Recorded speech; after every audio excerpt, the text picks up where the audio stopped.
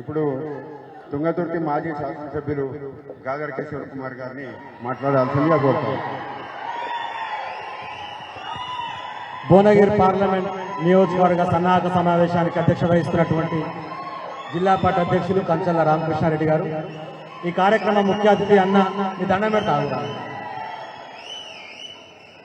మాజీ మంత్రివర్యులు trouble shooter BRS party అన్న హరీష్ రావు గారు, ఉమ్మడి నల్గొండ జిల్లా అభివృద్ధి ప్రదాత మాజీ మంత్రివర్యులు అన్న గుంటకర్ల జగదీష్ రెడ్డి గారు, ఈరోజు కేసీఆర్ గారితో ఆశీర్వాదం తీసుకొని మనందరి సహకారంతో మే 13వ తారీఖు నాడు ఓట్లు వేయించుకొని జూన్ 4వ తారీఖు రిజల్ట్ లో ఎంపీగా మన ముందుకు రావాలనుకుంటున్నటువంటి పెద్దలన్న క్యామా మల్లేష్ గారు, మన బీఆర్ఎస్ పార్టీ అభ్యర్థి.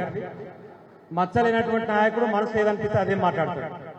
వేరే వాళ్ళ లెక్క గొప్ప గొప్పగా మాట్లాడు రాదు, కానీ సుదీర్ఘమైన రాజకీయ అనుభవం ఉన్నా ఎక్కడా చిన్న పొరపాటు చేయకుండా, చిన్న ప్రచారం ఆయన మీద అవినీతి ఆరోపణలు కానీ ఇంకో ఆరోపణలు కానీ లేకుండా నిజాయితీగా ఉండని చెప్పేసి గౌరవించి ఇబ్రాహీంపట్నం కాన్స్టిట్యున్సీ నుంచి మొదటి నుంచి పనిచేస్తున్నాం, మేము ఎంపీగా అవకాశం ఇస్తానని కేసీఆర్ గారు ఎమ్మెల్యే ఎన్నికలప్పుడు చెప్పిన దాన్ని గమనంలోకి తీసుకొని ఈరోజు వారికి అవకాశం ఇస్తే మనందరం కూడా కష్టపడి వారిని ముందుకు తీసుకుపోవాల్సినటువంటి అవసరం ఉన్నది.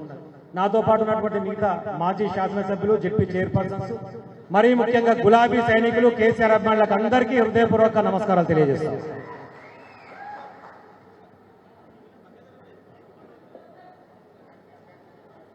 ఈరోజు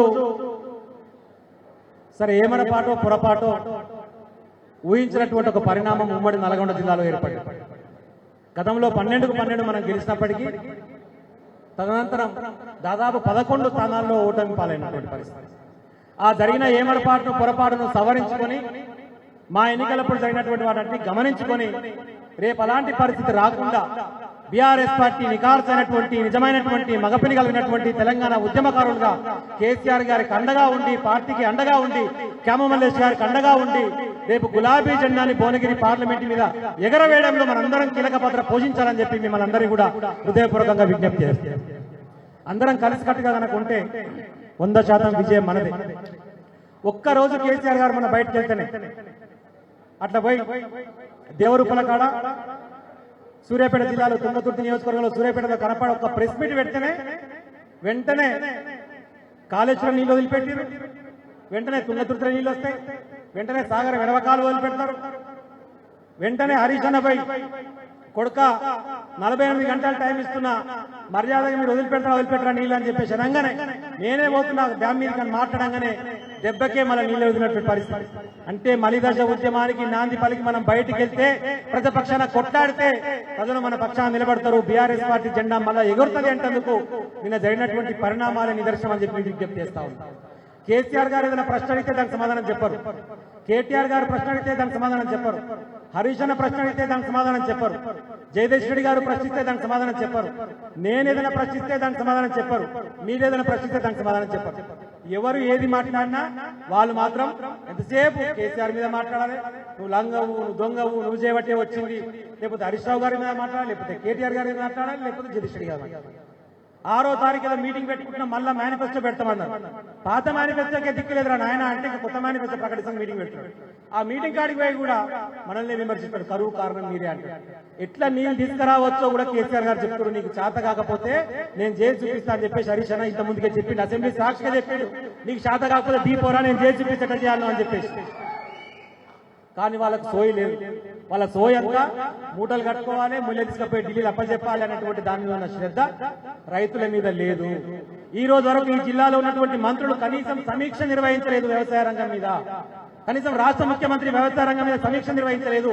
వీళ్ళు చెప్పేది నిజమేనా కాదా అనేటువంటి ఒక సోయితో పనిచేద్దామనే ఆలోచన కూడా లేదు. ఆ దొంగల ముఠ నాయకులకు ఉన్నటువంటి అభ్యర్థులు కూడా నేను నిన్న కూడా చెప్పిన ప్రెస్ మీట్ మళ్ళా చెప్తున్నా, ఆ దొంగల ముఠ నాయకులు ఉన్నటువంటి ఇక్కడ క్యామ మల్లేశ్వరం మీద చెప్పిన, అందుకే మచ్చలేని నాయకుడు అని చెప్పి. కానీ అవతల పక్క ఉన్నటువంటి కాంగ్రెస్ పార్టీ నాయకుడు వాళ్ళ అధినాయకుడు అయినటువంటి రాహుల్ గాంధీ సంతకాన్ని ఫోర్జరీ చేస్తే కాంగ్రెస్ పార్టీకి వెళ్ళి బహిష్కరించారు చామల కిరణ్ కుమార్ రెడ్డి. ఆ ఫోర్జరీ నాయకుడు ఈరోజు తీసుకొచ్చి భువనగిరి పార్లమెంట్ లో పెట్టి మన నెత్తి మీద రుద్దుతారట. అంత దౌర్భాగ్యం ఉన్నదా మన జనాలకు? ఇటువంటి నాయకుల్ని భరించాలన్నా మనం? అవతల పక్క ఉన్నాడేమో డ్రగ్ ఇలా దొరికినోడు మొన్న ఆ జానారెడ్డి కొడుకు రఘువీర్ అంటే ఆయన ఆ ర్యాడ్సన్ హోటల్లో డ్రగ్లకు సంబంధించిన కేసు అయితే దాంట్లో దొరికితే రఘు అని పేరు రాస్తే ఆ కమిషనర్ మీద ప్రెజర్ పెట్టి రఘుచరణ్ అని చెప్పి పేరు మార్పించి తెల్లారని ఆయన అభ్యర్థిగా ప్రకటించాడు. ఈ దొంగలు కూడా నాయకులకి దొంగలు దొరకకపోతే అభ్యర్థులకి గొప్ప దొరకదని చెప్పేసి నేను కూడా అనుకుంటలేదు. దాన్ని దయచేసి మనం అర్థం చేసుకోవాలని విజ్ఞప్తి చేస్తాం. నోటికి ఎంతో కొంత మాట్లాడి కేసీఆర్ గారి మీద మాట్లాడి మా నాయకుల మీద మాట్లాడితే గొప్పలమైతే అనుకుంటున్నారు. ఇంకా ఇప్పటికీ చిల్లర మల్లర కామెంట్ చేస్తున్నాడు. 1000 రూపాయల నోటు చెల్లెదు కేసీఆర్ అని చెప్తున్నాడు. నువ్వేంద్ర టిష్యూ పేపర్ నువ్వేమన్నా? రేవంత్ రెడ్డి అంటే టిష్యూ పేపర్ లెక్క తుడిచిపడేయాలి పక్కకు. మనం తెలిసిగా ఏడ తుడిచిపడేస్తారు ఆ సంగతి ఆయనకి తెలవాలి. ఆ రిజల్ట్ రేపు మనకు కనపడాలి. ఎంపీ ఎన్నికల మనందరం కలిసికట్టుగా కొట్టాడాలి. కేమ మల్లేష్ గారికి అండగా నిలబడాలి. పార్టీకి అండగా నిలబడాలి. పార్టీ మనకు అండగా ఉంటుంది.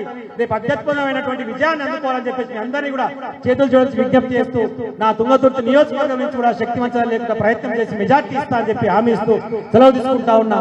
జై తెలంగాణ, జై కేసీఆర్.